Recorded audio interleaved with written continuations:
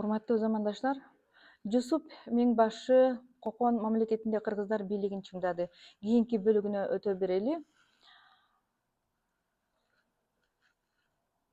Бийликте Шералы хан 1842-45 жылдары Кокон бийлигинин башында турган Кокон хан Ордо 1842-43 жылдары болуп аткан окуялар.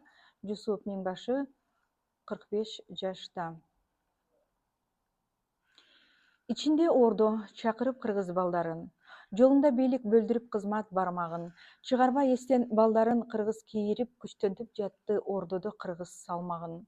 Канатташ кыргыз калк үчүн бийлеп барсын деп ыраазы болуп жатышты жаркын хандагын. Алайдан каттайт кабарын элдин алышат, ачылса ашу таластан келет не бир зат. Аксынын эл байма-бай каттап калышты сурабай эле ханынан Кокон улукзат. Урматтап сүйүп Жусупту турду чартарап, ыраазы болуп айтышып дилден рахмат. Даткалар не бир каттады Кокон тарапка, хандыкка барып сый көрүү үчүн адатта сүйүнүп кыргыз урматтап барат Коконду, хандыгы Кокон кыргызга гана жарашса. Шералы хандын тайлары кара буурадан Ажыбек датка болгонун айттам талашса. İçinde Ордо олуттуу ишти башкарган, атынан хандын чыгарып жардык таштаган, элесин Жусуп урпак алып барсак дейм, жакшылар гана боло алат тура мыктадам. Дооруну кыргыз Кокондо сүрүп турганда кутумдук кылган арамдар нени баштаган. Маргалаң беги Шадыби ачып жаратты, күйгөндөн ичи ханына айтып санатты, Ордонун ичи түтүндөй быкшып барсын деп баштаган эле жагымсыз, арсыз адатты. Кыргыздар бүтүн алышты Ордо чен деп кайрадан кайра айттыра берип тажатты. Коконду чыны башкарып алган кыргыздар. Ырдаган ыры, сүйлөгөн сөзү нурдуулар, комуздун үнү шаңкылдап турса арыдан, ооз комуз кагып үн сосчу эле сулуулар. Манасын айтып маңкайып төрдө отурган манасчы, ырчы, комузчу, оюу, кыюулар. Түрлөнтүп тиккен өргөөлөр турчу короодо. Батынып чыккан жан болбой жолун тороого, артынып эле кыргыздар келип жатышты төркүнү кыргыз айымга жаркын соного. Бараанды Жусуп кыргыздын болчу тиреги, ошентип эле жол тийбейт коңшу колоңго. Кулдугун уруп келгендер толуп башкалар, ичтери ирип кыйналткан жосун тапталар. Ордодо Жусуп турганы бизге жол жабык деп ойлоп шады, кыпчагы тажик какшаалдар. Алдырып башын курутуп Жусуп таштасак, ичинде кыргыз табылбайт бизге каш кагар. Деп ойлоп шады, издеди алчу табагын. Кыпчактар тобу бул ишке абдан жараарын. Белгилеп ичтен нөөмөтүн күттү келүүчү мусулман менен касташып Жусуп бараарын. Ичинен күйүп иримчик болгон мусулман өлтүрсө дагы бийликти колго алаарын. Бекемдеп алып арамза жолду келээрин, негизги касы мусулман болуп берээрин, түлкүсү кыпчак ичтарды кылып Жусупка ойлонуп жүрөт сайсам деп учун жебенин. Жашынан бери кастыгы кетпейт Жусупка, түрлөнтүп амал тапкандан болбойт керегиң. Жок кылып Жусуп сереге чыгып барбасам, жыла бир басып Шералы ханды чалбасам. Айбыкпай эле ат коюп барсам не болот, ойлогон сайын жакындай берди каргашаң. Төкөрдүн жини келгени шунча болдуго, канткенде ханды айламал менен алдасам. Чатышып ойлор, чатагын салып койнуна, иймеңдеп кирип оролуп хандын мойнуна, азгырып ханды ар күнү турду жазгырып, түшүрсөм кантип деп ойлой берет торума. Үстүнөн Жусуп каттарын чагым жаздырып, киргизип жатты кыргыздын калып шоруна. Ачыктан ачык нааразы болуп чыктанан. Кыпчактар неге Ордодон алыс сырттаган, топтотуп колду жарыя кылып баштады, Ордодон орун албады биздин мыкты адам. Чөйрөсүн түртүп Азезил ишин баштады, арамдын көөнү жарымдуу болуп чыкпаган. Тынчтыкты көздөп Шералы аны шайлады. Аскери башы анжиян болуп барганы. Таяныч издеп Маргалан беги Шадыдан ийкешип башты бир болуп экөө алганы. Тажиктен Шады, Кыпчактан мусулман кулдар жардыра күчүн Жусупка каршы камдады. Датканы Шады чакырды өздүк жайына. Шөкөттөп тосуп Анжиян шаардын багына. Учкашып экөө маслет куруп баштады, үстүнөн Жусуп түтүнсүз жалын жагууга. Ордодон кантип четтетсек болот Жусупту, бийликти биздин колдорго топтоп барууга. Мусулман кулдун айткан сөзүнө салып кулагын, тажикте коштоп, айттыңыз туура тууганым. Өлтүрүп эмес четтетип азыр туралык, бекитип кепти. Шады айтты, дагы чыдагын. Бириккен эки кутумдар калды түлкү деп, мусулман кул да, Шады да түлкү угаарын.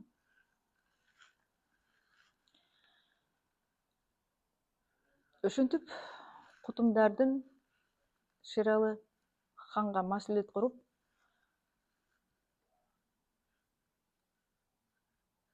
Нүсүп Миңбашыны ордодон четтетүүгө жасаган аракеттеринин амалы ишке ашып, Жусуп Миңбашы Маргалан шаарына аким болуп барды. Бул бөлүм Жусуп Миңбашы Маргалан акими болгондо деп аталат. Бийликте Шералы хан 1843 жыл, Жусуп Миңбашы 45 жашта. Түлкүлөр бирге чыгышты жолго жортуулга. Коконду көздөй кол топтоп алып толтура. Максаты жортуул Жусупка каршы белгилүү Шакшыл Жусуп Шахри хандын оозуна. Төктүрбөй канда Миңбашы элчи жиберет, суранат Шады жакпагын тозок отуна. Ак бейил Жусуп ачпады согуш тозогун, сүйлөшүү менен чечели иштин бошоңун. Дооматын укту, сүйлөшүү жүрдү арада. Мусулман кул бийликке Кыпчак кошоорун. Тирешүү көпкө созулуп бүтпөй жатагы Миңбашы Жусуп курманы болду бошоңдун. Бошоң деп Шералы хан аталууда. Ыксыздык кылып Шералы барды кошулуп. Токтолбой оюн ортого салды оозунуп. Ооматы хандын кетерин билген Шералы сөзүнө Шады алданып калды олтуруп. Маслихат кылып Жусупка айтса болбойбу, экөөсү бирге калганда оюн толтуруп. Ордодо азыр турушат жалаң кыргыздар. Миңбашы кылып Шадыны коюу дурусал. Ишке ашып талап алданып барды Шералы. Мусулман кул Кыпчак акими болду Анжиян. Миңбашы Жусуп четтелип ордо ишинен акими кылып шайланды көрктүү Маргалаң. Түлкүнү эки жанына алып Шералы жалгыздык каптап баруучу келди убагы. Биримдик үчүн баш ийген Жусуп баатырдын ошентип эми Маргалаң болду турагы. Басса да турса оюнан кетпейт Шералы, баш ийбей эми башкарат кантип буларды. Ындын өчүп ылдыйлап башы барганы, кооптон үкүчүп чыгат кой эми далдалы деп ойлоп Жусуп кыжаалат болду кыжаалат, сыздады далы жүрөктүн тушу бармагы. Шералы неге чечимди мындай чыгарды, ылдыйлап барып түшөт да кыргыз салмагы. Деп ойлоп Жусуп тиледи бакыт баарына. Жазганын көрөт Алланын берген багында. Бошотуп ордон Миңбашы чынын чечпестен аттанып кетти Маргалаң көркөм шаарына. Маргалаң шаары аймагы болгон Фаргана шаар эле анда оронгон гүлгө татына. Язаван, Кува, Кадамжай жана Шахимардан, Хайдаркан, Кирчү, шаахарлар анан Риштан, Сарайы Аким шаарына жакын Маргалаң, Гярмазар болчу оронгон гүлгө бак жалаң. Башкаруу жагы жалпыга болгон белгилүү иштери Жусуп ырааттуу эле баштатан. Толгонай дагы жардамдаш болуп эрине. Жайгарчу ишти калтырбай бериле. Жетимдер жесир үйүлүп ага келишчү, энеси болуп баарыга жалпы сезиле. Окутуп балдар кам көрүп жатчу калкына Толгонай кыргыз аким деп атап жеринде. Кайрадан Жусуп оңдотуп кала турмушун, жандантып жатты токтогон иштин турушун, курулуш ишин колго алып жаткан Жусупка ыраазы болуп калк ичи бараттымызын. Тың чыкма адам тың болот бардык ишинде абыдан эле көтөрдү шаардын жылдызын. Өзгөчө жетим жесирге арнап жардамын. Бөлдүрүп турчу казына мүлктүн калганын. Кабылдап баарын муңуна көңүл бурчу эле, карыны картаң калтырбай теңин ардагын. Салгандар собол жардамын алып турчу эле, кетирбей текке акимге кирип барганын. Шералы хан да Жусупка улам кайрылып кеңешин сурап чакырып турат зарыгып.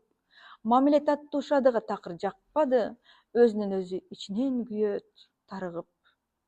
Таалайы Жусуп алыстан дагы өчпөдү, Шералы кайра Жусупту барды хан кылып. Келгенде Жусуп чечилет иштин жагдайы. Жок болсо Жусуп кечеңдеп иштин бармагы, жарыя болуп баштады эми баарыга, Шералы ханга белинип Жусуп салмагы. Кутумдар кайра күйүнүп жатты күйүнүп, Жусупту кайра кылышса ордо ардагы. Миң башы шады бушайман болду түнүндө, ызасы күчөп батпады турган үйүнө, тазалап көзүн Жусуптун барчу күчтөрдү чогултуу үчүн жүгүрө берди күйүгө. Куйтулар бетсиз, түгөнбөйт экен дүйнөдөн, кыңшылап эле барышат иттей үрүүгө. Угушуп Жусуп шаарына Бухар барганын. Ойлошуп жагдай табышты кемтик залдарын. Кушбеги Бухар кабылдап Жусуп барганда ортого салды Оро төбө талаш жагдайын. Ынтымак кылып бектикти берүү аймакка учур келип ынтымак жолун тандаарын. 2 күн өтүп кабылдап барды эмири, Насрулла эмир Жусупту даңктуу көрүүнү, чоң сыймык деди, курсанттык басып экөөнү макул деп тапты төбөнү өздөн бөлүүнү. Оруска каршы күрөшүү жолун карашып, бир болду кечке жасашып бирге өргүүнү. Бухардан кайтып, ордого жолду баштады. Тезинен эле ханына жоопту айтканы. Эмири Бухар макулдук берди соболго, чечүүчү иштин ыңгайлуу болот ыкчамы. Төбөдөн тездеп чыгаруу керек аскерди деп айтып ханга тынч жатып, бүгүн уктады. Эртеси туруп эстеди баскан жолдорун, көңүлгө салып кандайча сарбаз болгонун, боюна тарап балкытып барды ойлору, узакка баскан жолдору хандык оңдоорун, алдыда турган максаты кабыл болгондо белгилеп койду мыктылап тойлоорун. Тоңдоосун эмес, жароокер болчу мүнөзү. Эстеди айылын тартылып көзгө сүрөтү. Эсенбай датка эрдикти жасап илгери Коконго келип тапшырып кеткен сүрөөсү. Кадыры ата өткөнү уштурбайбы деп ойлоп Жусуп белгилеп койгон түндөсү. Биринчи жолу Коконго келген чагында, көчөсү Кокон бараандуу болгон дагыда, күндөрүн элестеп жатты көзүнө, башкаруу иши сиңген го Жусуп канына. Өз үчүн эмес, өзгөгө күйүп жанганы чынында эле кыргызга болгон табылга. Кадырман Жусуп кастарлап ханын барганы, улуулук жолго чыга алган адам дарманы, өзүмчүл эмес өзгөгө жанган Жусуптун күнүгө күнгө көбөйүп барат салмагы. Тагдыры Жусуп элине кыргыз чырмалган ооматын көрүп, башканын чыкты далдалы. Оюна түшүп атасы менен келгени, туз насип буйруп Кокондон келкели. Бак айткан чакта жарыя кылды өзүнө, арзуусун бийик жаратсын Кудай пендени. Кыргызды бийик көтөрсөм деген арзуусу, максаты дагы тилеги болгон жердеги. Жетемин деген тилеги ашып жолуна, кыргызды тегиз кучактап барат бооруна. Бойтогой кичи балдары өсүп чоңойсо, аларда түшөт баштаган ата жолуна. Жомогу кыргыз түгөнбөй барсын төгүлө, кыргыздар деги кабылбай аркыл ооруга. Оймалуу жаздык башына жаздап жатканы. Алдында бийик салынган төшөк катмары кайрадан эле алыска кайра чакырды эсине түшүп коконго келген жаш чагы. Катмары кыргыз ордодо анда аз эле жок эсе болчу, тизилет азыр сапсабы. Түшүрүп эстеди ошол күндөрүн. Биринчи жолу коконго конгон түндөрүн, токою тоосун кыргыздын таштап келгени, кыргызга кызмат кылууга өзүн үндөрүн. Өтүмдүү Жусуп башынан баарын эскерди, кандайча келип бергенин кокон гүлдөрүн. Ушуну менен 8-бөлүмдү аяктадык. Биздин видео китеп сиздин көңүлүңүздөн орун тапкан болсо, лайк коюп, комментарий жазып, биздин каналга жазылыңыздар. Кокон хандыгындагы Жүсүп Миңбашынын бараандуу окуялары андан дагы уланат. Урматтуу замандаштар, анда кийинки 9-бөлүм Жүсүп Миңбашы ордодо жатып, коконго биринчи келген жаш кезин эскерет деп башталат. Темасы ушундай. Анда эмесе бүгүн ушуну менен аяктайбыз. Сиздер менен кайрадан көрүшкөнчө, бул Жүсүп Миңбашы дастан романынын автору Өмүрбүбү Бегелиева болду. Аманчылыкта көрүшөлү.